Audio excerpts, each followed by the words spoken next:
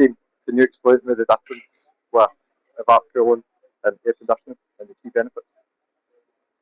Yeah, I suppose the main difference is with evap cooling and air conditioning is the fact that an evaporative cooler will be part of a ventilation design in your building. So it's opening up the building to provide some outside air, 100% outside air, combining that with some mechanical extraction. An air conditioning system is more a recirculation system.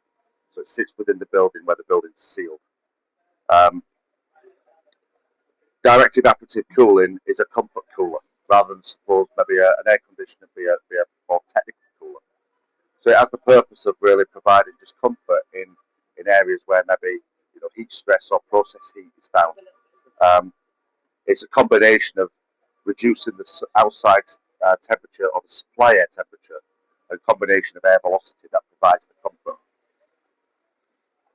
The evap cooler would be much more energy efficient to kind of operate.